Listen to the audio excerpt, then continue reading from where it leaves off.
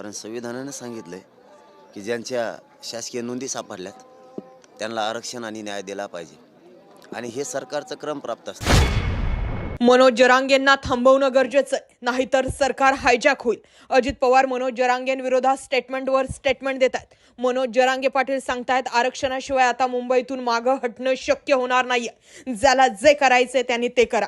लाखोंचा जनसमुदाय मनोज जरांगे पाटलांसोबत जोडला जातोय. मनोज जरांगे पाटलांची रॅली ज्या गावातून जाईन, ज्या जिल्ह्यातून जाईन, ज्या तालुक्यातून जाईन, तिथून हजारोंचा जनसमुदाय जो आहे त्यांना सोबत घेऊन जरांगे मुंबईकडे कूच करतात आणि त्याच मधल्या काळामध्ये जरांगेंनी एक महत्त्वाचं स्टेटमेंट दिलंय. एकदा ऐका आणि यावर तुमचं काय मत आहे कमेंट करा.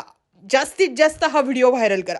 मला आणखीन सांगतो आम्ही रस्त्यानं जरी कमी असलो, इथं कमी नाहीत, काल 10-15 लाख लोक होते, परंतु आम्ही काल लोकांना वापस सुद्धा लावलं की आपण येऊ नका आता गेवरायच्या पुढं. आम्ही 26ला तोडगे काढा 26च्या आत, कारण तुम्ही जे म्हणताय ना संविधान हातात घ्यायचं नाही, 26ला मराठी मुंबईतून मागं नेणार, कारण प्रत्येक गल्लीत असणार आहेत, माघारी पाठवणार कोणाला? मराठ्याला द्यायचं नाही, मराठ्यातले पोरं मोठ्याने झाले पाहिजे. कारण नोंदी सापडलेला असून जर आरक्षण मिळत नसलं, हे मात्र मराठ्यांची ताकद काय हे बघायचं दिसतंय त्यांना. कारण नोंदी नसत्या तर मराठा समाजासमोर स्पष्ट चित्र झालं आहे. आता नोंदी नसत्या तर मराठ्याला 200 वर्ष सुद्धा आरक्षण दिलं नसते. फक्त आंदोलन आणि आंदोलनच मराठ्यांनी करायची, हेच वाट्याला राहिलं असतं. परंतु ज्या नोंदी सापडल्यामुळं त्यांना काय करता येणार. आणि आम्ही तर 7 महिने वेळ दिला, याच्यापेक्षा काय द्यायला पाहिजे? काय चूक आहे आमची?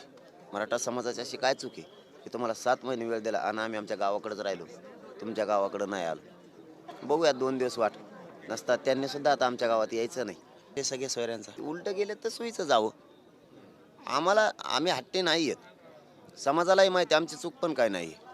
जर एखाद्या लेकराला आरक्षण लागतंय मग त्याच्या जर नोंदी सापडल्या शासकीय, ती मागणी ह्याच्यात काय चूक आहे? हक्काचा असून तुम्ही देत नाहीत म्हणल्याच्या नंतर मराठा कसा थांबणार आहे? मराठा नाही थांबू शकत. आणि 26ला तुम्हाला मुंबईत मात्र मग मराठा वापस जात नाही आणि मी तर जातच नाही. मी मुंबईतून वापस जाणार नाही. आरक्षणाचा गुलाल मराठ्यांच्या पोराच्या डोक्यावर टाकल्याशिवाय मी मुंबई सोडत नाही. आता गुलाल टाकायचं म्हणल्यावर ते किती गर्दी झाली, कुंकडं काही झाली तरी ते दुसरीकडे ग्राउंड करायला बसले, एक सेपरेट त्यांच्यावर गुलाल टाकायचं. बसा म्हणते याच्यात आम्ही येतो ते हेलिकॉप्टरने टाका, काय टाकायचं त्यांच्यासाठी काही असतं, फक्त आमच्यासाठी नाही. ते का त्यांच्यासाठी कुठं ग्राउंड तयार करते मोठं, किती लोक येऊ द्या, बसा म्हणते त्यात कवर बसायचे.